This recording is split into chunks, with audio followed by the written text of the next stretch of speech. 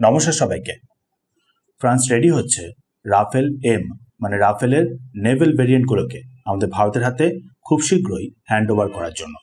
খুব শীঘ্রই এই বছরের শেষের দিকে আমাদের ভারতে আসতে চলেছে একটা রাফেলের নেভেল ভেরিয়েন্ট। ল্যান্ড করতে চলেছে আমাদের ভারতের কাছে যে ইন্ডিজিনাস এয়ারক্রাফট ক্যারিয়ার রয়েছে মানে আইএনএস বিক্রান্ত, তার উপরে ল্যান্ড করতে চলেছে। অ্যাকচুয়ালি দেখুন, আপনি জানবেন যে আমাদের ভারত আর ফ্রান্সের মধ্যে এই আগের বছরেই এক্সট্রা করে আবার রাফেলের নেভেল ভেরিয়েন্ট নিয়েও ডিল হয়েছিল। টোটাল হচ্ছে $7.5 বিলিয়ন ডিল। টোটাল 26টা মতন রাফেলের নেভেল ভেরিয়েন্ট আমাদের ভারতে আসবে, যার মধ্যে হচ্ছে 22টা হবে সিঙ্গেল সিটারের, 4টে তার মধ্যে হবে ডাবল সিটারের। 2028 থেকে এই জেটগুলো আমাদের ভারতের কাছে আসা শুরু করে দেওয়ার কথা। তারপর হচ্ছে 2030 মধ্যেই টোটাল 26টা ডেলিভারি কমপ্লিট। মেনলি হচ্ছে এই ফাইটার জেটগুলোকে আমাদের যে এয়ারক্রাফট ক্যারিয়ারগুলো আইএনএস বিক্রান্ত, আইএনএস বিক্রমাদিত্য, সেইগুলোর জন্যই তৈরি করা হচ্ছে। দিয়ে তারপর আমাদের ওভারঅল নেভেল ফোর্সটার পাওয়ারটা ইনক্রিজ করবে। বাট এর জন্য প্রথমে কিছু কাজ করার দরকার থাকে। যেমন দেখুন, ফ্রান্স যে রাফেলের ফাইটার জেটগুলোকে তৈরি করেছে নিজেদের নেভেল ভার্সনগুলো হিসাবে, সেগুলো হচ্ছে আমাদের এয়ারক্রাফটগুলোতে কম্প্যাটেবল কিনা, ঠিক করে ল্যান্ড করতে পারবে কিনা, ঠিক করে টেক অফ করতে পারবে কিনা, তারপরে হচ্ছে ডেকের নিচে ভেতরে স্টোর করে রাখা যাবে কিনা, যার জন্য হচ্ছে একটা লিফটের মতন পোর্শন থাকে, যার মাধ্যমে ফাইটার জেটগুলোর উইংসগুলোকে ফোল্ড করে নিচের দিকে নামানো হয় কিছুটা।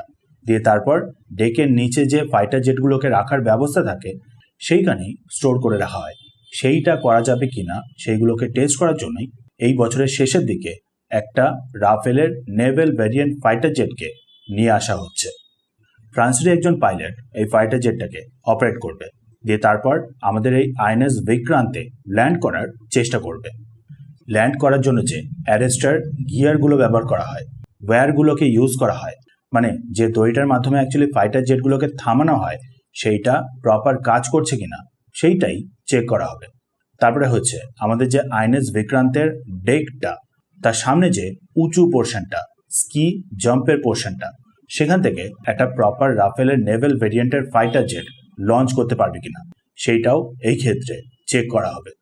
তারপরে হচ্ছে যেমনটা বললাম, একটা এয়ারক্রাফট ক্যারিয়ারের মধ্যে সবকটা ফাইটার জেটই কিন্তু ওপরে স্টেশন করে রাখা থাকে না। কিছু ফাইটার জেট আবার ডেকের নিচে একটা স্টোর করার জায়গা থাকে, সেইখানে রেখে দেওয়া হয়। ফাইটার জেটগুলোর উইংসগুলোকে ফোল্ড করে নেওয়া হয়, পাশে একটা এলিভেটর সিস্টেম থাকে যার মাধ্যমে ফাইটার জেটগুলোকে নিচের পোর্শনে নিয়ে যাওয়া হয়, দিয়ে তারপর সোজা ভেতরে স্টোর করে রাখা। এইসব জিনিসগুলোকেই এই বছরের শেষের দিকেই চেক করা হবে।